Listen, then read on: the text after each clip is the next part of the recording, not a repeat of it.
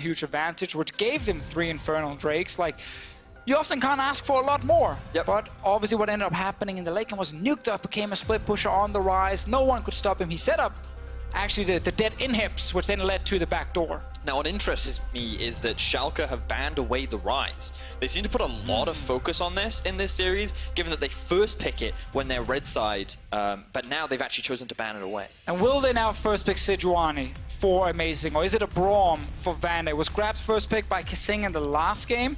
It's some of those key comfort picks we're definitely going to be looking at. I think the Trundle didn't do a whole lot for me in the last game. Something that's still available as well, I was going to say, was the Akali. Schalke deciding to ban that on the blue side, as Splyce did in the last game. I feel like, again, that tells me the Sejuani first pick or the Braum first pick is what they're looking for, and they don't want to trade suddenly a Braum for an Akali on the other side, which is why they end up banning what's normally considered good picks for Schalke. And the important thing that we've got to remember is Kissing's most played support is Tahm Kench, and one of the champions that was considered pretty good into things like the Braum. Now, he had a big nerf this patch, for those that may not be aware. His role as support is now much harder, especially with a big nerf to his consume. So we've been kind of thinking about and wondering what other answers are there to Braum.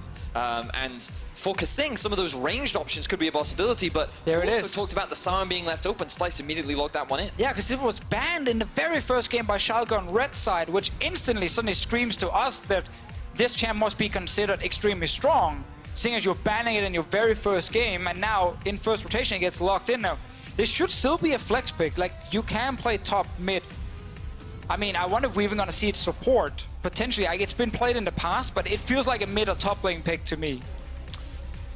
I feel like it's more likely going to be towards top. Whenever I think of Odo's champ pool, I do feel like Siren is one of those that kind of fits into that role, offers pressure in a side lane, has a strong laning phase as well, and has really good roam capabilities, which means that they could look to play around that mid lane, using that ulti to roam down and enable Niski more. So LeBlanc gets locked in very early on in the draft, which might be a surprise, but if you look at the mid lane bans with Ryze and Akali, with Zoe being nerfed on this patch quite a lot, she's actually been nerfed multiple times now, she's kind of fallen out of the tier 1, and LeBlanc is kind of returned. A lot of mid laners have figured out that she is fantastic right now, and with Akali and Ryze banned away, which are some of the other top tier picks, I think Nukeduck is saying this is actually the best available mid laner left. I want to grab it now, and I don't think there's anything Splyce can pick against it that's really going to shut me down. That's probably a Morgana support. Yeah, probably a Morgana support, yeah. Chuck the Morgana into support means we're probably going to see Sion in the top lane, Trundle in the jungle, still got AD carry or bot laner, and that mid pick left for Splyce. Schalke, on the other hand, looking towards their top and jungle picks. That Sejuani off the cards, Trundle taken away as well, so we're going to have to see where Amazing goes next. I feel like Splyce should look to just ban some of the weak matchups against Trundle now. Kindred and Graves are two strong options that you could go towards. I've heard rumblings of things like a Skarner also being relevant in the current meta as a potential option to Trundle. From what I've been, when talking to pros, often many of them say that things like Skarner, Olaf, and Gragas are the big 3. But Gragas is another potential ban that Splyce could look to take away. We did see Xerxes pick that matchup into the Trundle last game, and I think that with his disengaged tools, it can make it harder for Trundle to really execute in the mid game. I just want to see if they do go Gragas against the Black Shield of Morgana, and then against 2 tanks in Trundle and Sion. Who do you really want to ult? Like, if you're trying to reach the back line, luckily it's AoE based, so there's obviously ways you can get around the Black Shield, but this Morgana pick specifically for Kissing, it's actually the old Splyce style. Counter pick support with a range support that is here to protect Copy in the late game. Now, it might also be protecting Niski, but this is Kissing back in his element, and why I think red side makes a lot of sense also for Splyce. Definitely does. They picked it this champion select, but we do see the Jhin and the Varus ban here from Schalke. It's going to force Kobe onto a second. Whoa! It's going to force Kobe onto Varus. Okay. Let's go. Come on. This is not something I was expecting, but we talked about how Kai'Sa is often picked into the Ezreal because you get a bit of a free laning phase. Typically, Vayne, for back in the day, I don't know, thinking like Season 4, used to look for those free laning phases, matchups where you didn't get punished that hard. Kobe's saying that I'm more than happy to pick this into the Ezreal. But I think on the side of Schalke, while Vayne is insane and awesome, they're like, great, we have our best champions for our support, our AD carry, and our top laner, and we have the best mid lane available for Nukeduck. Like, this draft for Schalke is actually absolutely insane in terms of comfort. They're just missing the Sejuani in the jungle. They get a Gragas, it's another tank for them. But the Vayne is still the highlight, because if you can pull off Vayne, if you get out of that laning phase, suddenly you can be such a powerhouse, and you're good against strong frontliners. You definitely are. Schalke on Braum, Poppy, and Ezreal have a combined 20 wins and 3 losses. Now, a lot of those are the same games. Of course. But it doesn't sound as exciting if I say they've won 6 games. Oh, Nisqy. Cassiopeia for Nisqy in the mid lane. It was an option we talked about. And Vedius, I know you have a lot to say about the snake. Well, we have to start off by looking at this highlight reel from Nisqy in the third place match last split, where he found himself in a 1 versus 5 and secured 2 kills. You talked about comfort picks on the side of Schalke. This is a huge comfort pick for Nisqy as well. And like, when you look at the Splyce draft, Xerxes getting his hands on Trundle, he was the man that brought Trundle into the meta here in Europe. Morgana, a range support for Kasing, a peel focus support that he often excels at. I feel like Splyce have drafted themselves a lot of comfort as well, and I feel like we've got 2 comfort versus comfort going on, and I feel like we're in for some pretty exciting team fights. And Kobe has been a pro player for 3 years. This is only the 2nd time he's playing Vayne.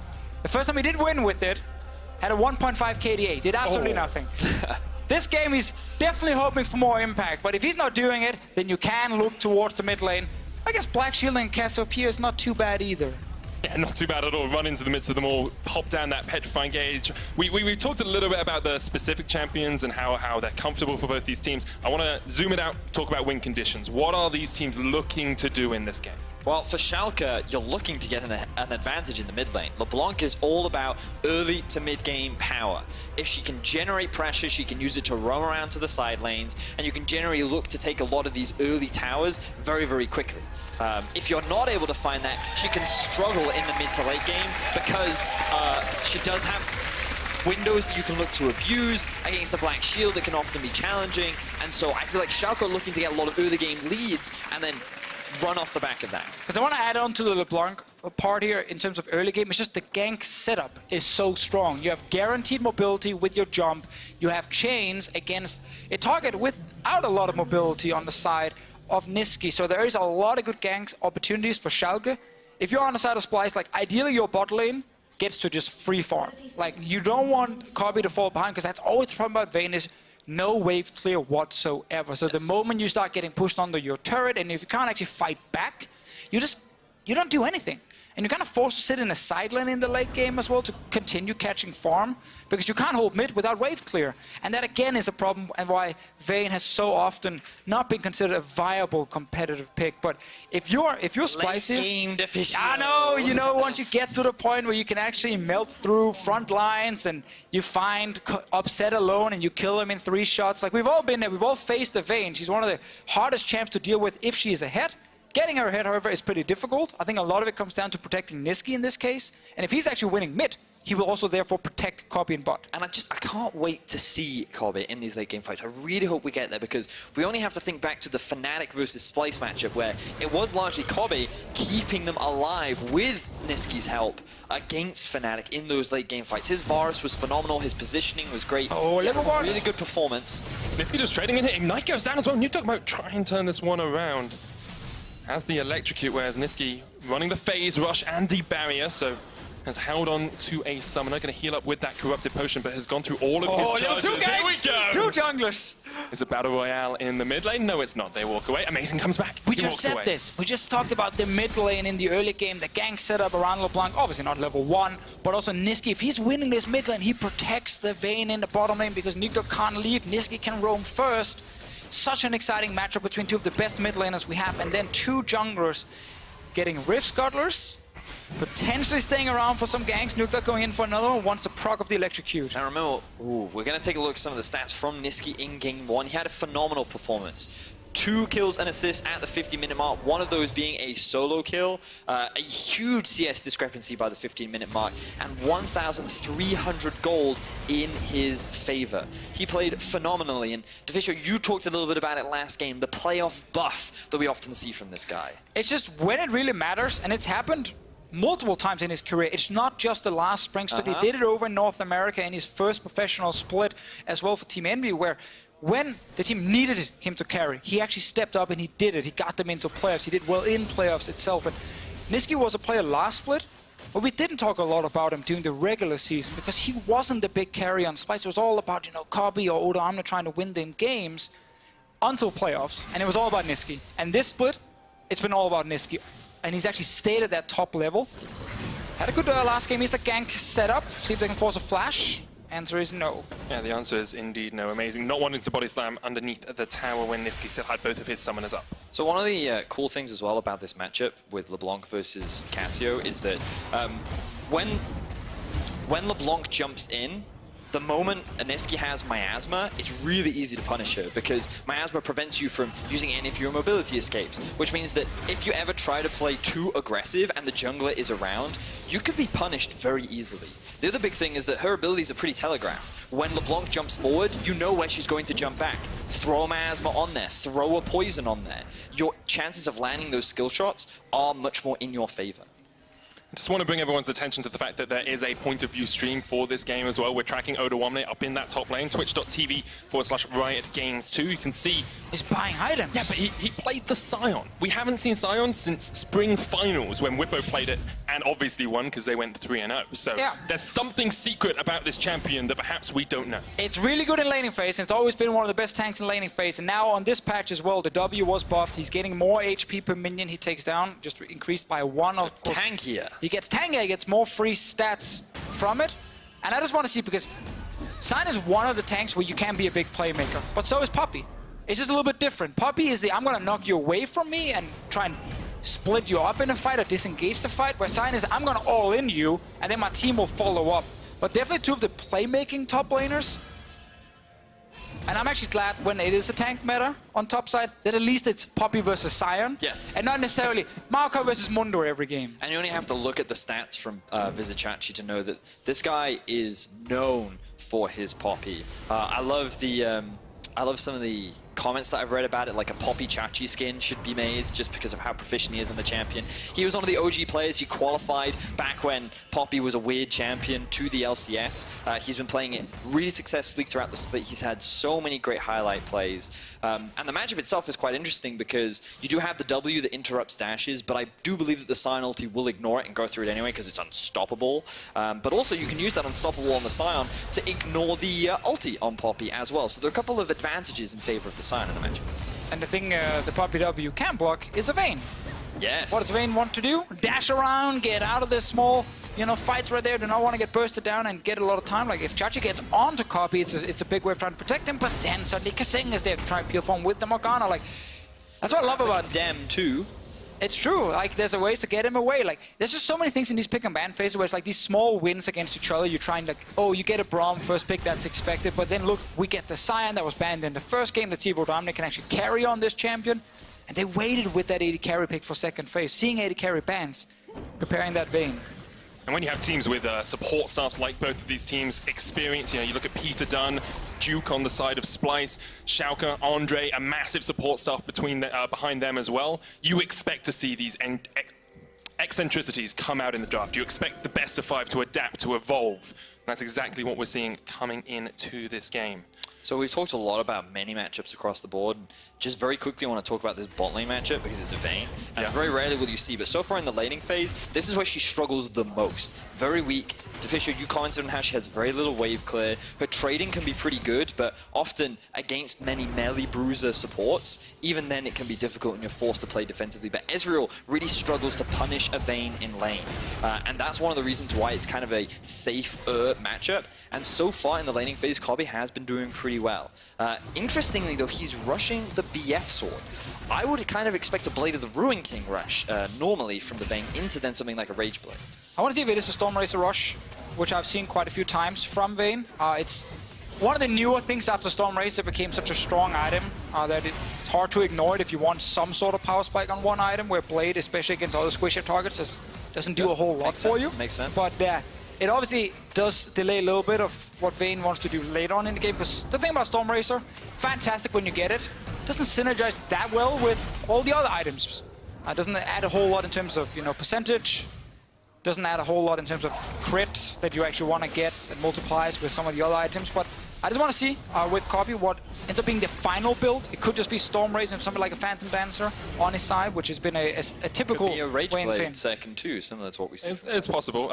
Having looked through some of his past builds, he does like to go for the Storm Razor Infinity Edge Rapid Fire combo, okay. maybe into Mikura Scimitar There you go. at the end as well. So we will keep our eyes on that as we keep our eyes on the junglers once again. Yeah, and we also have to just keep eye on how does Splyce keep funneling farm towards him. They have not ganked his lane. We mentioned they don't have to. They can just let him farm, do nothing else. Cersei just protecting mid all the time. That's all he's doing.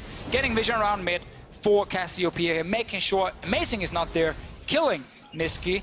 But once we get past the laning phase, getting farm on Vayne is difficult because you're sacrificing pressure on the map. Yes. As we highlight, she's slow at pushing. When she's pushing, other teams just go to the other lanes. They just go top side and say, fine, we kill your top lane, and instead you can't do a whole lot. So that's always a sacrifice. Nukeduck, though, not getting ahead in this game with the LeBlanc.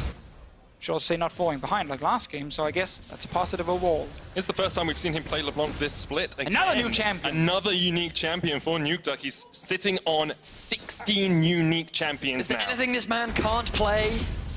Probably not. I mean, Well, he did lose on some of he's these. done some... Hey, but he played them. Yeah, that's true. He's done some Riven mid back in Season 3, 4 as well, but the problem is the graphic is almost running out of space. We can move the Vlad up and add in the LeBlanc, and then we can't really allow him to play anything else unless you start putting him on the left side. Every time I see this graphic, all I think of is that, you know, that meme, you know, where you slap the roof of the car and like, this bad boy is full of mid lane. This mid lane is full of champions. This guy, he very diverse. He's often the guy that just fills what the team needs. And on this LeBlanc so far, 10 minutes into the game, he hasn't found an early game advantage. And that's not the end of the world for LeBlanc. Once she gets one item is where you see some of her real strength, especially when she hits like level 9, level 11, when she gets a second point in her ulti. I want to see her then try and force a couple of plays. I also think her late game is not as bad as a lot of people want it to be. It's true. The big problem is obviously how difficult she is to execute in team fights, because if you jump in at the wrong time, you jump into like a bunch of shields, you don't end up doing a whole lot, or you jump in, you get instantly CC'd, or you get taken out. But the fact that we are back to the W into ulti as a massive AoE combo can be huge in late game team fights, and her damage is of course very high. It's just harder to execute than maybe a Cassiopeia where it's pretty straightforward of whoever's in front of me, I will shoot at them. I think like vision control is really important in late game fights too, because she's always looking for flanks rather than to just group up with the team, use that mobility, and now we see a couple of ganks on the top side. Jungler's going to meet in the top lane. Odoamne on the chase towards Chachi. Explosive Cast will knock them away. You can see Nukeduck trying to get up here, trying to join his team, but not really going to be able to do too much. Perhaps a tower dive in the offing though. Oh, let's see, looking for another play. Amazing is stepping away, however, just as Nukeduck actually showed up on the top side. Amazing was like, nah, not going for anything aggressive here. Nukeduck's fine though. He had the push in mid. There was a full minion wave running into Niski, so he's got plenty of time to make that move up, and he won't lose anything off the back of it. And it will give Amazing the opportunity to steal away some jungle camps, so small advantage gained, except of course the fact that Chachi did lose his flash. While this is happening, the Schalke bot lane, while they're not winning a lot on CS, they are starting to really push into the turret here. They're starting to get some damage onto it. The Sheen plus tier back is great for Upset for actually some additional poke damage. Niski. Oh, he's sneaking down behind them. Kasane is quite far back here, but Niski looking for that petrifying gauge. Kobe on the chase as well. Miasma lands only onto the Braum. Upset's already jumped away. He'll use it. Oh, he gets a stun. Petrifying gaze. Stare into the eyes of death. Upset as Splyce draw burst blood. Really good setup, but now Nukeduck! Oh, Kobe just about shielded enough. The Ignite's going to tick. Can he heal up to it? No. He is done for, and Schalke answer back. So mid laners trade kill for kill, but they're not done. Nukeduck. Jump forward. Amazing has popped the stopwatch there. He'll be safe for the moment. Ooh, close set of early game exchanges. This is the kind of playmaking we wanted to see, except we wanted to see it from Oh, he's coming back! He's on his way! Steadfast presence can't stop him. Chachi's going to knock him into the wall, actually, and the two tanks will continue to battle in the top lane. Chachi knows there's teleport that is available here. 2 teleports. Both of them coming in to join him. They're looking for this top tower. This actually might be a very good macro play once again from Schalke. Right there, 12 minutes of almost nothing happening, just farming back and forth into a bot lane fight, and then we get a lane swap from Schalke, grabbing the first turret of the game here. No way for Splyce to properly answer against it. Upset will secure this one. Wants to make sure he gets as much gold as possible as well. One thing that we didn't know was the fact that the Vayne is running heal, and on many AD carries these days, they are looking to use the teleport. And one of the big advantages you do have is you can make these quick map movements, and Schalke looked to take advantage of that off the back of this bot lane play. When Niski, he came in from behind, bot lane was just very overextended from the side of Schalke, and Splyce had a really good chance. He seemed to find themselves the other kill, but then Nukeduck joins the fight as we very quickly jump to a bit of a top lane skirmish. Nukeduck gets enough damage on the Copy with the Ignite. Before that, obviously with Upset going down, even though he wasn't actually the initial target, he will be mad at himself for that one. See, Chachi did push in that wave, and then Odo had to teleport back in. Meant that they got a little bit more damage on that tower before the double teleport came out. Classic tank versus tank action, though. Just hitting each other a little bit, knocking each other away from the turret, while everyone is fighting on the other side. Remember, guys, you can go watch this amazing tank v tank matchup on the Point of View stream. Yeah, you can. You have Mid lane. I'm not going to talk about it because Niski has to flash away from the explosive cast. Nukeduck jumps back, but with Niski! Oh my goodness, that was perfect! Nukeduck doesn't die to the poison, but Niski somehow survives. Insane play right there from Niski. Perfectly timed ulti, almost kills Nukeduck. Corruption potion was ticking the entire time, making sure he did not die. Suddenly this game it's heating up, you know, both teams actually forcing plays against each other. We're out of the laning phase. Copy, Stormracer is completed. He only has an assist, didn't get the kill from before. Let's see if we get another fight around the Rift Herald. Now, 4 members of Splyce are around this objective. Nukeduck was forced back after a great outplay from the side of Niski, but Schalke don't want to give up this objective for free. Rift Herald there, down to about 1,000 HP. Look at that, Amazing's been stunned up into the wall. He can't get away from this one. Kasing stopwatches himself to keep himself safe. Amazing's down. Rift Herald goes down as well. Splyce. Kasing? Wait, who secured the Rift Herald? No one yet. But they have to pick it up. Wait, unless somehow Schalke got it. Unless somehow Upset landed a Mystic shot. They must have done. Schalke must have stolen away the Rift Herald in the midst of it all because they are looking to try and take this Herald emblem if they can. Upset jumps across the wall. Niski, one more shot for the concussive blows. That is a chain from Nukeduck. Lands the root, and Niski's not in the best of spots here at all. He's shut down. Odo with the blank now. Perhaps the Rift Herald's been a little bit of a bait. Upset knocked into the wall. Kobe on the chase. The Bane spotting has begun. He gets one. Kasing caught off towards the side as well. A counter trade, and Banda eventually picks up the Herald buff. Ooh, couple kills traded back and forth. I'm hoping that the replay, the observers can give us a replay, but it was amazing that stole away the Rift Herald using his barrel that snuck underneath the unsuspecting Splyce members. Couple kills traded off the back of that as well. Schalke now sitting on a pretty healthy 1,000 gold lead. And we'll get some damage on the bot lane to Chachi staying down here. Let's see the play against, and notice how Amazing will send in the Q before he gets CC'd after this, and he's just gonna sit there while Niski turns around with Xerxes, deals a bit of damage onto it, and it will explode just about now. And it was the Runic Echoes that ended up stealing it. Runic Echoes. And then he gets it to 6 HP. Last little proc. Jungle difference, guys. Jungle It's like difference. all planned, guys. I will die for this. But then, of course, there was a fight ensuing. Nukeduck picked up another kill. Upset traded his life to give... Oh, no, it wasn't Kobe that ended up securing the kill. Odoamne got it in the end. Probably really wants these kills, but he's not getting them. 0, 1, and 3 right now. The Vayne coming along nicely. All right, so obviously we mentioned before, Vayne without TP, so they couldn't match that play for the first third of the game. They went over to Schalke, a large reason for why they have a goal lead. But the fact that he's actually, even on farm, he's going towards the rapid fire cannon now is what we expect based on the builds from Solo Q that we highlighted before here, Medic, and we're gonna get more fights here. Amazing getting on to Kasing. Did use the Black Shield to keep himself safe, but you can't keep yourself safe from 3 members of Schalke. Upset flash forward and gets the kill in the end. I actually want to mention this. It was something Vedius and myself looked a lot at in the VODs with Splyce. They have a habit of leaving Kasing alone in the river. Now, it might not be the Splyce team. It might actually be Kasing himself, who sometimes wants to stay a little bit longer for a quick position for a pick, or maybe to secure vision. Mid lane Nukeduck is going all in, but he's stepping back just at the right time. But it's actually something that's happened quite a bit for them, where it feels like, okay, they're trying to kill a ward. Everyone goes back to the lane to start pushing, except for Kasing. And then Splyce will lose their support. And he didn't have his flash up, he didn't respect the ability for Schalke to punish, and it's just that awareness, right? Like, do you have the vision in order to make this play? No, well, you end up getting punished for it. Now Schalke, they secured the top lane tier 1, they now have the Rift Child and have the Rise set on the tier 1 in the mid as well, and so far this early game, going the way Schalke want. We talked about win conditions, we talked about how LeBlanc wants to get ahead in this early game, and even though for the first 10 minutes nothing happened, it's not the end of the world. It's a like 0% panic radar for Schalke, and so far they found those early kills. Can they find Kobe? Good. Jump onto Kobe. Kobe, the black shield, that's not enough. found him. Nukeduck. They found him, That's a solo kill onto Kobe from Nukeduck. Well, that's a Vayne versus a LeBlanc.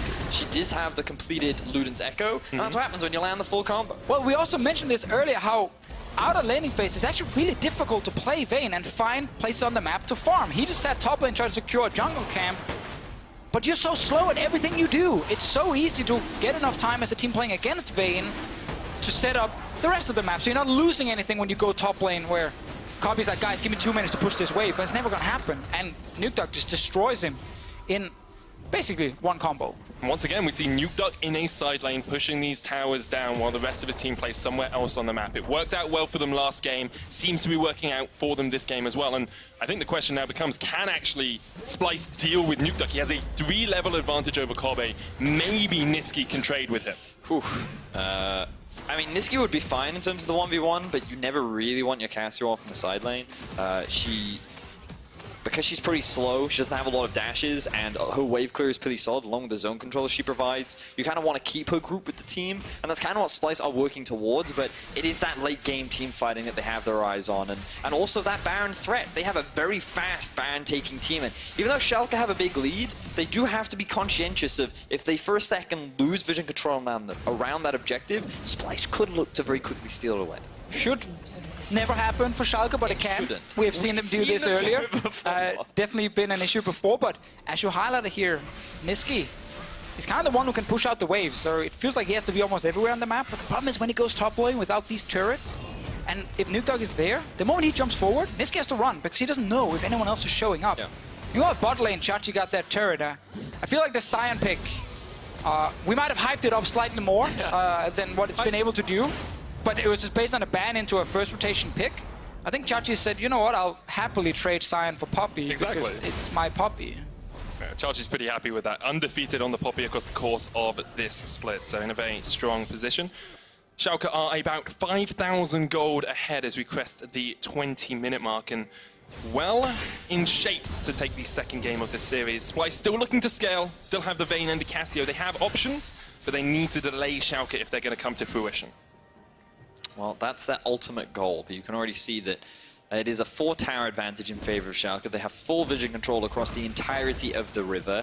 Baron is alive, and I don't expect them to force it in the near future, but preventing Splyce from being able to get near that objective is definitely what they want to be doing. And we'll see now how well Schalke can use this mid-game spike, because last game it was a little slow from the side of Splyce. This game you have 3 fully completed items on your AD carry.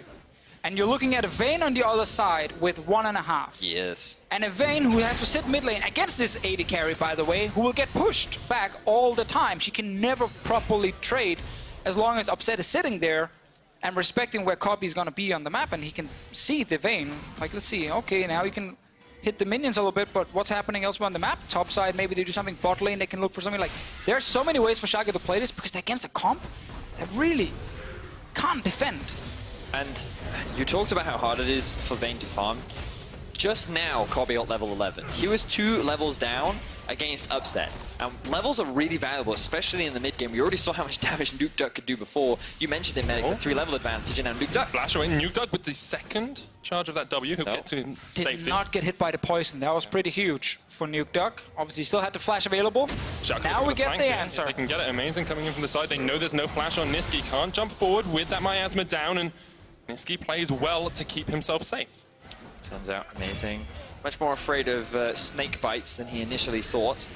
Walk back away from that one, but still maintaining control over the top side jungle. They constantly get the mid push, which means that they're always the first ones to roam. And while Niski was close to getting a solo kill onto Nukeduck, he wasn't quite able to pull it off. He's gonna be mad. He finally had full vision of all Schalke players. He knew there's a bit of time here for me to try and all in. And then the mobility of a LeBlanc is what keeps her alive. Copy's still trying to get to his second item. After this, he needs an eye edge, which is still a very expensive item for him to get.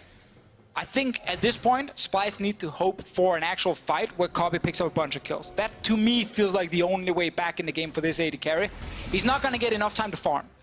So it's up to everyone else around him to actually carry before he gets to 3 items right now. And that is a big problem for Splyce. It's something that's worked out for Splyce in the past, though. I look back to Spring as we see a fight erupt in the mid lane. Lots of damage onto Xerxes. He's going to survive with the subjugate. Keeps himself alive. Heal use as well from Kobe. Maybe this is the fight they need. They get one. Niski kills Upset. Teleport in behind them as well. And Bando, an amazing, might be out of position. Nuked up with the flank. Petrifying Gaze came out too early from Niski. The stun does lock him against the wall. Bando tries to cleanse away from Odoamne, but that Scion is not giving up any ground at all.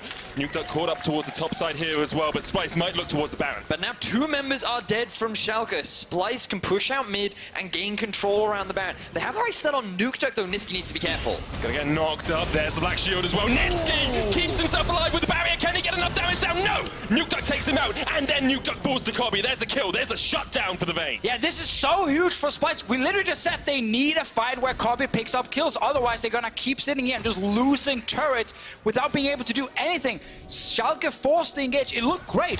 Look, they were gonna kill the Trundle instantly, but Xerxes just gets out and does not go down. And the crucial mistake comes from Upset as he tries to jump in for that kill onto the Miasma. Niski sees the opportunity with a good binding from Kassane. And just missed a Q before this that would have killed Xerxes. Before any of this actually happened. I think Niski's doing the right thing, expecting the jump from Nuked to try and stun him instantly. They've already won the fight at this point. The only one who can do something is, of course, the LeBlanc. They don't want to face check onto him, even though they land the binding, and eventually they do pick up another kill. Shut down for Kobe. It was a 4-kill LeBlanc right there for Schalke.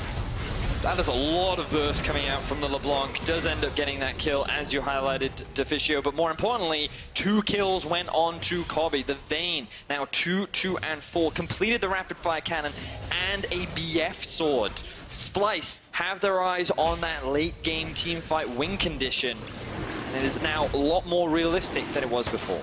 And in the last game, it was Triple Infernal happening. In this game, it's been Oceans and Cloud Drakes. Obviously, Schalke have not secured them, but it's not been the same kind of thing where they could focus on securing some Drake like the Infernal one, where they could use that to gain a better late game for themselves. They were not actually valued getting any of the current ones, trying to instead get something on the top side, as we saw much, much earlier. And it might be a battle of the 80 carries all of a sudden.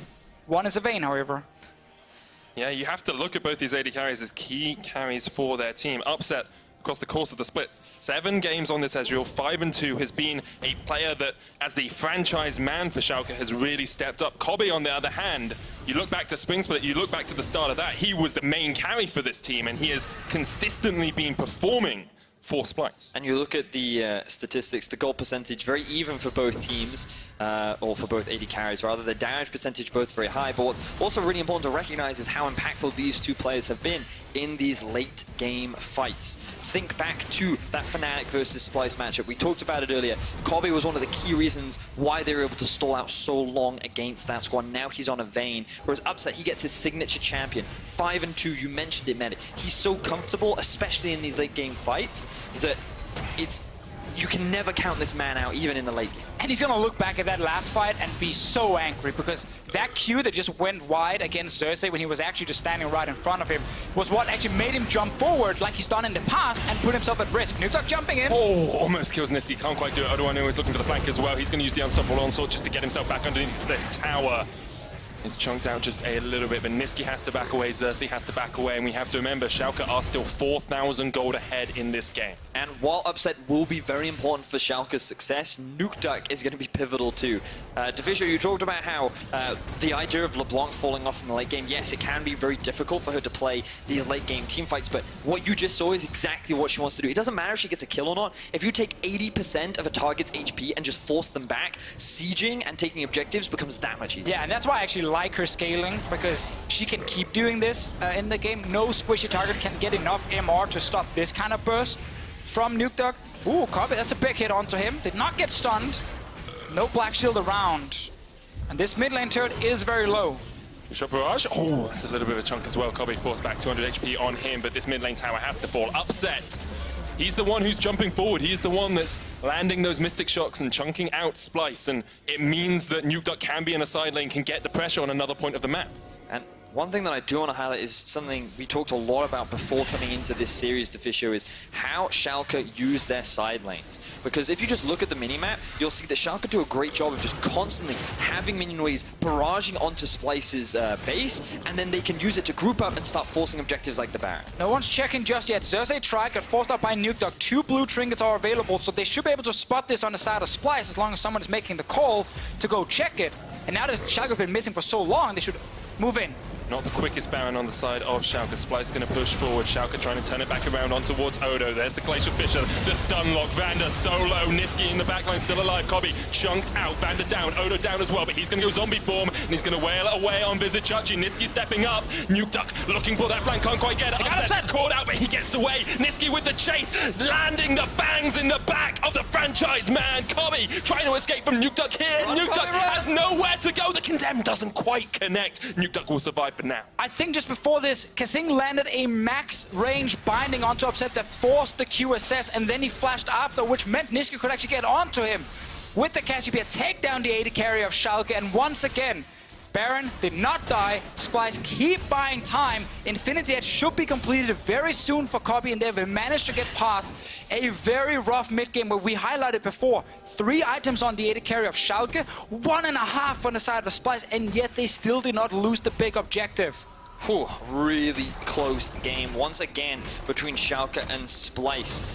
This has been one of our most competitive playoffs, and we've only just began as we do jump into this fight. You can see that it all starts off with really a battle between 2 of the big bruisers, and Odo goes down just as quickly as Braum does. Nukeduck wants to get into the back line, but he can't in time. And now look at the binding from Kasing. Flying over the wall onto Upset here. Max range, he's too late. That means he forces the QSS out of himself, and then he has to flash after. And what happens when Niski goes onto him? Well, there's no E, there's no flash. He's not going to survive, and suddenly the AD carry is dead. And Kobbe using absolutely everything at his disposal to get away from Nukeduck, who is hunting him down. Oh, whoa! But he finds Goodbye, Kobbe!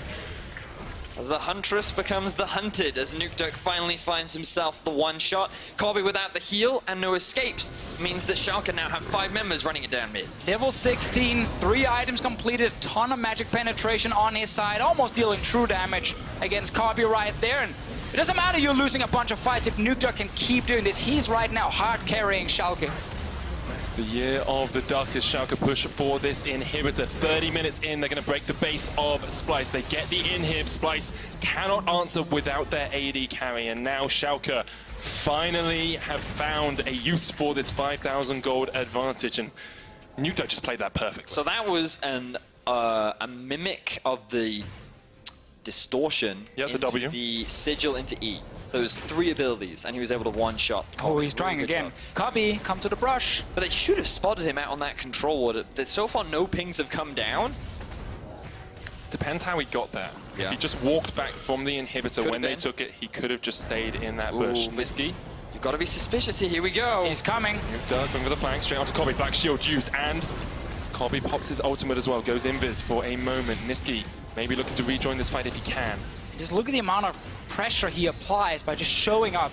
Because Niski might think to himself, ooh, I gotta try and ult towards him. Kasing might try and bind towards him. They have to protect Kobbe every single time he moves forward. And that's kind of the power of a LeBlanc, who has the control of the map and can do this. Hide in brushes, move in from the side. Mountain Drake for Schalke.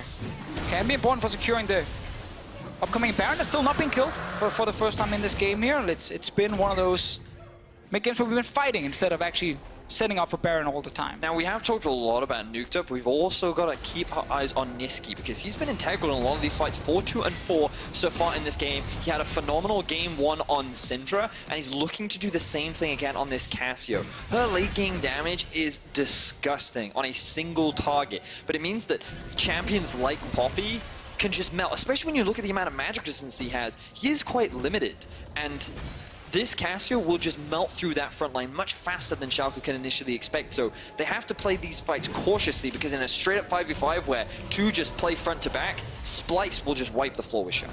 Well, second game in a row where we get to big late-game team fights. Definitely been a more action-packed game too.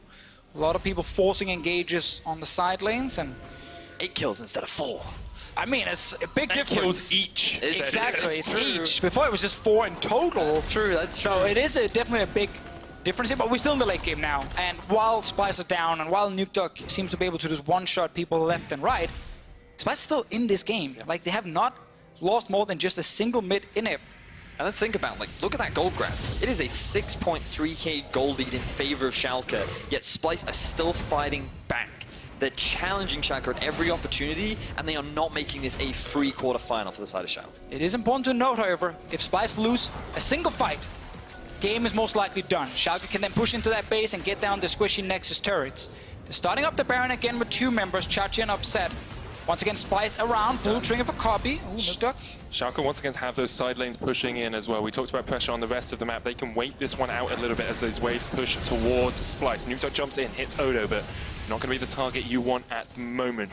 Kobe has picked up his Hex Drinker as well, so maybe it's just a little bit safer against this LeBlanc. It's so hard for Splyce, so they want long fights with Cassiopeia in the vein. They might get one. Caught out, look at the shred! That is a very dead Gragas, and now Splyce can turn around. Vanda puts up the Unbreakable, Chachi jumps in, only knocks away one, and it's the Trundle, that's not the one you wanted. Nukeduck, what can you do in this fight? Can you find the flank? Can you find the perfect moment to jump in? Not quite yet. Odo is on the chase, Chachi trying to get away, but he's bound up in the Dark Binding, and now Schalke have to run. The front line is dead for Schalke. Only the carries are left. Upset and Nukeduck have to make the plays if they want to stop Splyce getting this back. They can do it. Nukeduck jumps forward, Upset landing Mystic Shot after Mystic Shot. Yeah, Splyce cannot go Baron because then they might lose the entire base. All of Schalke staying around the mid lane is so important here with the super minion. They make sure Splyce just go back, have to kill all the minion waves, and they can't get anything else. And we highlighted it earlier. Whenever Schalke try to make a play, they make sure that their sideways are pushed in. And look at the pressure it created on the map. Nukeduck now looking for a pick. Oh, can he kill Kasing? The ethereal chase, not enough through the Zhonyas. Kasing keeps himself alive for the moment. Got to see that last fight, however, how quickly they can actually kill the front line of Schalke. Important note, though, is how Niski's always looking to Nukeduck. He put down the miasma here to try and stop Nukeduck from actually dashing into the back of Splyce. Let's see the moment again. Just been so impressed with Niski in this game, but it all starts off with a binding at the start, combined with the pillar into Condemn, and they just melt through that front line. Then Chachi tries to get the disengage and then lock down Poppy, but Nukeduck cannot get into the flank because Kasing is there, Odo is there, and that's when the front line starts to melt. And then Niski just fully denies it with the pillar as well. And in the end, Chachi will go down. Schalke, however, as we highlighted before here, they do not lose the Baron because of the setup on the map, because they have got that mid inhib killed already. Yeah, that's what you wanted. I mean, you sacrificed your first 30 minutes of the game to get this. So you better get it if you're Splyce. You want that Vayne doing all the damage she can in these fights. Still, a 4,000 gold lead for Schalke, and there were just moments when, if you're a Splyce fan, you're probably looking at this game and you're thinking it's very reminiscent of Game 1. You're getting to these late game team fights, you're winning them, but you're not getting anything out of them. It's true, but if you're a Splyce fan, you've been here before. Yep. You're still looking at the clock saying, we're not even at 45 minutes yet. It's early game. How are we It's gonna early win? game. Yeah, we have 10 more minutes to go before Splyce really starts playing League of Legends, and it's just been their style. Like, they don't want to risk too many things in the early game. And also with this draft, they were kind of, you know, risking falling very far behind, which they did. By the fact they still didn't lose a Baron. 35 minutes in, it's been huge. So the Baron starts up once again by Chachi and Upset. Splyce grouping up as 5, trying to get the push in. Means that they are aware that this is going on. Will they be able to get into the pit and stop it? 8,000 HP on it. Xerxes already down to half HP, but has the subjugate. Nukeduck looking for the flank, no ward in there. Odo is going to jump away. Nukeduck leaps away as well with the distortion. Baron resets. That's a big ulti use from Odo. His engage tool is now gone, and Chachi and Upset are still on top of the Baron. How many times have we seen Chachi step up in this sort of situation, looking for that keeper's verdict? Watch the Poppy ultimate. Nukeduck still has the flank, but there's control ward there, and Niski knows that Nukeduck is there. 5,000 HP left on the Baron. Splyce trying to fight this one, but Nukeduck still looking for that flank if he can find it. Can't quite find it yet. 5,000 HP still on that Baron. Schalke have stopped it for the moment. They're just keeping it aggroed. This is very tense. So many summoner spells are available, and Odo's ulti is actually almost back up. Splyce, in this moment, this is where you can win a series. You go to your Nukeduck! line, that's not what you know. Nukeduck's got caught. Kobe looking for the kill here. They find it, and Nukeduck is down, and now Schalke have to run for the wins. Splyce can look for the Baron if they want. Gets another one! Binding! Upset. QSS gets himself out of that, but here comes the unstoppable onslaught. Look at that. Niski knocked away by Chachi, perhaps. That's what Schalke need to win this fight. Vanda puts up the unbreakable. Upset on the backline, just raining hell down with the mystic shots. Kasing almost goes down. Vanda will be the next to fall. S04 jumps away, keeps himself safe, but Odo says not today. He gets one. The stun landing from Upset. Amazing caught out in the midst of it all, and Splyce find the perfect fight. Visit Churchy tries to come into the end. Upset flashing forward. He thinks he can do something in this moment. Niski! Hello, playoffs, Niski! Hello, Splyce! And goodbye, Schalke 04! Splyce with a massive team fight against Schalke, find themselves 4 kills, will make their way towards the Baron. This is the late game win condition of Splyce. Schalke fans get into panic mode. Oh, Kassing flashing in, getting the bind, and Nutek jump back into it and ends up dying. Ooh, good binding there from Kassing, but fatal mistake from Nuke enables Splyce to have the numbers advantage and dive straight onto the backline. Chachi does what he can by knocking Niski out of the fight, but then Splyce, they come in from the chase. Initially, things are looking pretty bad for Splyce because they think with Upset getting a lot of free damage off on the backline and the rest of Splyce kind of being separated, they can't get those kills, but poor positioning there from Amazing enables Splyce to get the rest of these kills. And the rest is just cleanup. Oh, Niski with the final flash, and you can see Upset. He is raining so much damage down in this fight, but Niski says, I can catch him, I can flash forward. Splyce have got the Baron off the back of that. They're looking to catch up Nuke in this bottom lane as well. Inhib respawned in the mid for Splyce as well. The gold perfectly even. Kassing not burst down by Niski, by Nuke. Oh, Corbett though, not in the best of touch. Oh, he dodges back. He dodges back and keeps himself safe. He was invisible. And here comes the flank. Upset, you need to get away from Odo One Day. The cleanse. Glacial Fisher used just in time. There's still a tower down here for Schalke, but Upset Got him. knocked up. He's done. And now perhaps Splyce will just look for the tower dive. They've got the tanks. They've got all they need. But they decide for the moment they want to back away. Welcome to playoffs, baby. Splyce with some fantastic... Oh, what? No! It's a boss! In the hype moment. Oh, it looks like Chachi was just about to die. Caught under the tower. He's definitely dead. He's so dead. It's gonna be 2 kills for Splyce.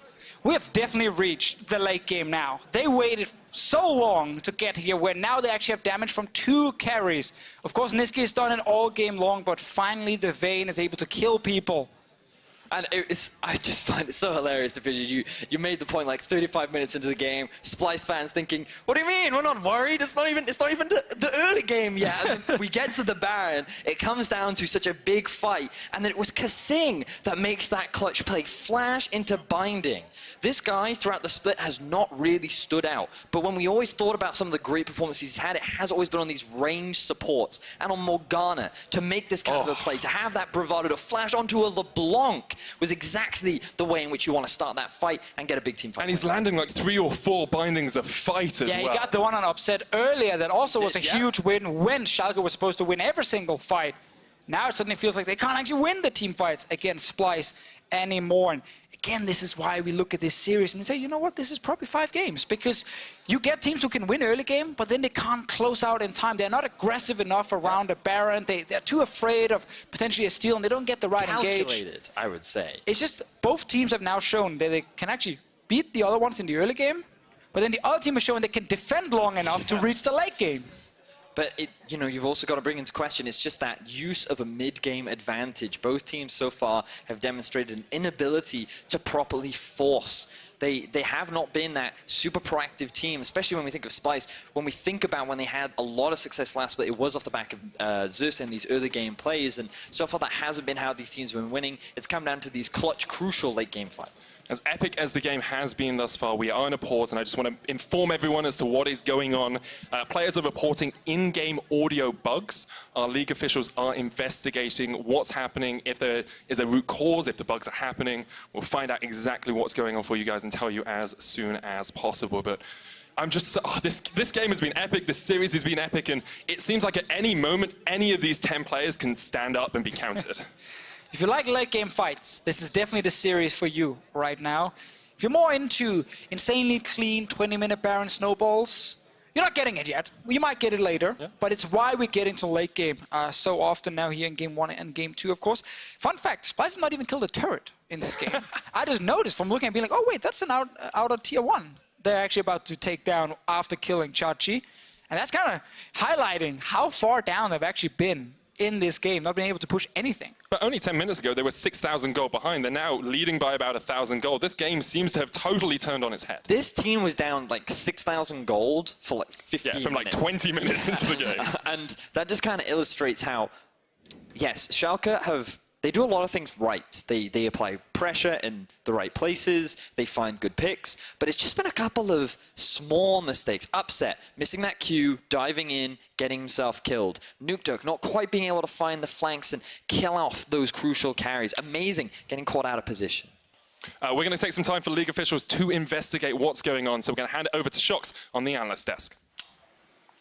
Thank you very much, Medic. I know, guys, we also want to see what's going to happen in that game because it has been absolutely bonkers up until this point. Now, I just want to pull up the team fight that happened for Splyce just before we went into a pause, because I feel like in the last 10 minutes, we've really been seeing what Splyce can do with their comp if they get a team fight. Yeah, Splyce, it's been a little insane because it started out, they have a lot of tools built to disengage these fights and turn with like the Grog, or not the Grogs, but the Cassiopeia.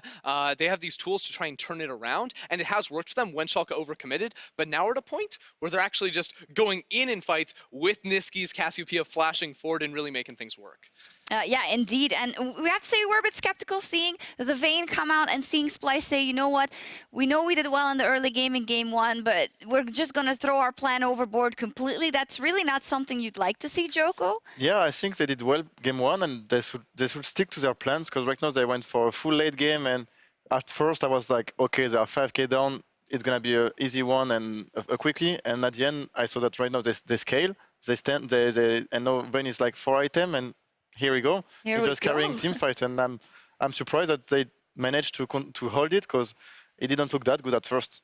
Yeah, it's interesting too, because I agree that I really liked their draft in game one more than this draft, but now we're seeing again where it looks like the team built to last later in the game and outscale and win a 5v5 is succeeding more. And it's interesting too, because I remember back in Spring Split, no one was playing these split push champions. No one was really playing the Gnar or like a LeBlanc wants to go into a side lane. Instead, it was all about the 5v5 because you couldn't actually have split push do anything because they just engage on you. And I feel like now we're seeing a lot more tanky initiators in these games, so we might be shifting back further in that direction. Yeah, we will see. As said, let's take a look at that team fight around Baron for Splyce, and we've seen a couple of those. Now, we see when it gets in their hands, they're able to do something, and yeah, you just have to watch this right here, because Kasing tosses out the binding, and Nukdok snaps back with the ultimate. He mixed up the order there on those ability, ends up paying his life for it, and at this point, it's a 5v4 for Schalke. Amazing, still caught a little bit out, and again, another binding onto Upset. It was really Kasing at the start of this fight to carry, and Niski later on that hammered it home. yeah, this fight is actually going to go on for quite a while, because it looks like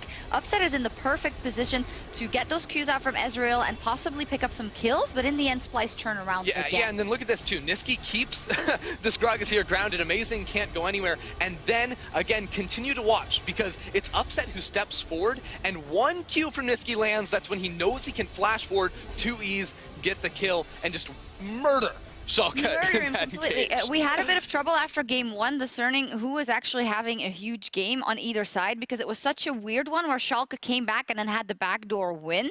In this one, I feel like patterns are emerging. I don't think Upset is having the best game of the series. Yeah, he's getting so caught far. a lot, He's yeah. getting caught out, but it's also in moments that you actually want him to flash forward and show that he has the confidence to do it. Unfortunately, when there is a Cassiopeia and a Vayne on the other side, it's gonna hurt. And I think on the other side, I also want to highlight just Kasing. His bindings has been on point. So it's interesting how in the further moments of this game, how it's getting drawn out, some players are really stepping up. Who has impressed you so far in this game, guys? I mean, sorry, I'm just too excited. It's Niski, man. I'm literally backstage here, jumping up and down, smashing the desk. Buff. Because he flashes forward, he gets kills. It's just so much fun to watch, and it's really, really impressive too, because no one else has been willing to bring out the Cassiopeia. There is only one, yeah. This is the playoff bust Niski that popped off in Copenhagen last split, and he's really showing up today. Yeah, Joko, is there anyone else who you think is I mean, Nukdok did a pretty good one-shot on Kobe at one point. I was like, all right, what's the counterplay, you know? But yeah, it was pretty good, and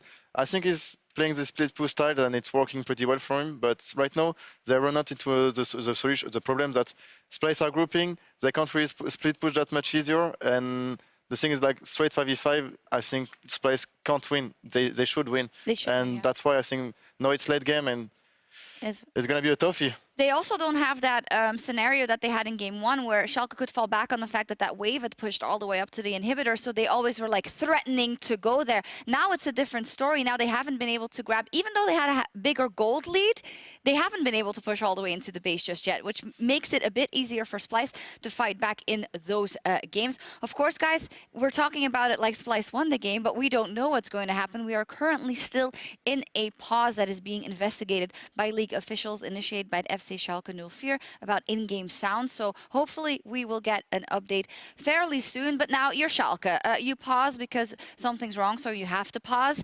You're not allowed to talk to each other. You're getting inside your own head, I think. So what is the plan now for Schalke? They know if they group, they lose. Where do they go?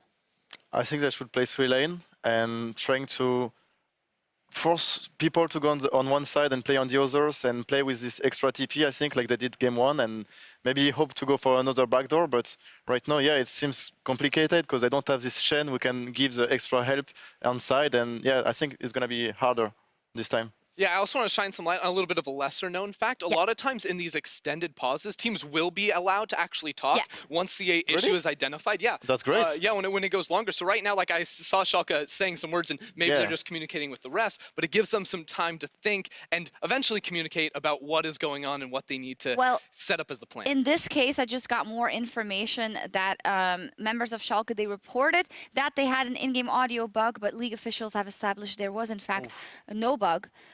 So in a minute, we will be getting into the game. I'm just going to see here where we are now. So after reviewing in shadow play, the league officials have determined that there is, in fact, no bug. The sound effect for Sion's ultimate did play, and that there was no bug. So they were under the impression that the sound for Sion's ultimate didn't play. Yeah, everyone was just screaming way too loud. So they're like, wait, he ulted? Wait a second. And that, of course, was the insane flank from Odwamne, who actually came all the way behind and singled out Upset. He died again at the start of that I mean, I'm not going to call anyone out as to what they heard or didn't hear. It is, of course, their right to pause, but the game will resume very shortly. We said it already. For Schalke, maybe try and change the pattern of the game. Don't get baited into those full 5-on-5 team fights. How does Splyce win this, Joko?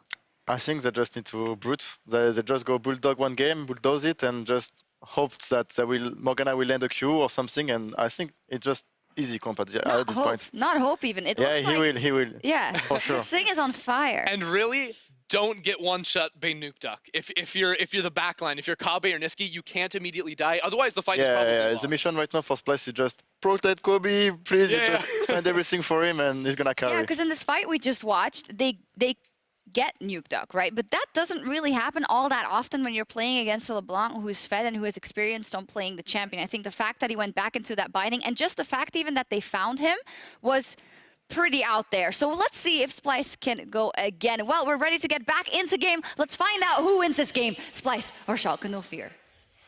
Thank you very much, Shox. Just as an update for everyone, members of Schalke 04 reported they were unable to hear the Sion ultimate in the prior teamfight that has just happened. After reviewing the shadow play, league officials determined the sound effect for Sion's ultimate did play, and there was no game bug. We will be resuming the game where it paused, which is with Vizicachi underneath the tower, not in the best of shapes. Definitely going to die in just a second when we get back into the game, and Splyce will secure their first turret. And now this is such a tough spot for Schalke because they pause, it's not successful for them. They've been losing 2 fights in a row. They're now watching a late game Splyce run towards their base. Yeah, Splyce have the Baron, they have a 3,000 gold lead. They're looking for these towers down towards the bottom side. Upset still 20 seconds away, Chachi 40 away as well. Schalke looking to defend. Yeah, so Splyce now 5 members strong. We heard Joker say it on the desk, just brute force. There's nothing standing in their way. Wave clear on the side of Schalke is pretty much non-existent. They might look to just end the game right now. Yeah, they're looking for it with that Baron buff, pushing in double cannon minion here as well. Upset on his way, 8 seconds away, amazing. Grounded underneath the tower, one Nexus tower is gonna fall. Splyce have turned this game right around on his head. Odawamne just standing in front of Nuke Duck, and Splyce are going to strike back in this quarterfinal. Very quick end to the game from the side of Splyce. They literally did bulldoze it down the bot lane. Sion leading the forefront. And this game, man, this game really does a lot for Splyce after losing game 1 when they felt like they were actually controlling the game to a backdoor, into then losing the early game, losing the mid game with your Vayne comp, a big risk big gamble in the draft, and when you get back and you start winning team fights, the big one wasn't the one in the bot lane, it was the one at Baron. Okay, Sing lands the binding onto Nuke Dog. He jumps back into it. They kill him. They get a bunch of extra kills plus a Baron. That's when suddenly you're reaching late game, and that's kind of the thing. This game, what actually kept Splyce in the game was so often that they landed crucial CC when Schalke were trying to set up a pick onto them. We saw it in the mid lane, saw it at the Baron right now, and that is basically what managed to actually win fights when they shouldn't win any fights. So, do we think changes need to be made in the draft where it's now just full late game? If both these teams struggle to close out with early game leads, do you then just change your game plan to just be, well, so far twice now we've gone into late game team fights. Do you then just draft towards that, or do you still have confidence in your ability to potentially play through an early game? I think Schalke's late game was perfectly fine in this game here with the current comp they had. Like, obviously hard against the Vayne once you reach full late game, but sure, you can't fully draft around just the Vayne specifically. I mean, obviously, yes, of course. I think if you're Schalke, you're going to look back at this game, and I'm going to ignore the very, very last team fight that happened. But before that, when Upset was sitting on 3 items against 1.5, who ended up jumping forward and getting caught? It was actually Upset. Yeah. Where it really hurt the team. I'm not just fully blaming him, but those were moments where he needed to fully outperform Splyce, and he didn't. He died the most time he's died all split in this game as well. Died 6 times, has only died up to 4 previously, did it in the tiebreakers versus G2. And Upset is a player that has a track history of not performing incredibly well in best of 5s. I cast him in the Challenger Series qualifiers where he got 4 kills and died 10 times in 3 games. We cast him in the promotion tournament where he wasn't the key carry for the team. You wonder maybe if he needs to take a little bit of a step back, not be so aggressive, and actually just play the way he's played all split. Well, I agree in the sense that Upset did make some crucial mistakes in this game. I think it's very valid criticism, but at the same time, my eyes kind of fall on amazing. Yeah. Game 1, did anyone see his impact or relevance in that game? And then coming into game 2, his Gragas did not have the best performance, and his last few Gragas performances have been poor. I had the opportunity to chat with him yesterday, and I was like, so, like, I'm reviewing through some of your stats. What do you think of your Gragas? And he goes, well, I mean, stats-wise, it doesn't look good. I know I can play better than that. I know that it is a comfort pick for me, but typically he prefers the Sejuani and engage-style tanky jungler. So far his Gragas and his jungle impact this game has not been impactful in my eyes. I think, though, Schalke actually did a great job of getting ahead. I think they had all the tools to win. I think they can look back and say, if we copy this exact draft, Schalke will be happy. They just need to fix up the play around Baron, and then some of those mistakes, where you get caught by a max range binding, you miss a Q on a Trundle, so you jump forward, and then suddenly you're on the turret, and you end up losing that fight. So like some of those moments, that's what really decided the game for Splyce. If you can get rid of that for Schalke, you can go with the exact same draft. You have players who are good enough to then finish the game and actually get ahead 2-1. Well, and the moment is still 1-1. We've had some crazy games so far, and after the break, there's more action as this thrill over series continues. Don't go anywhere.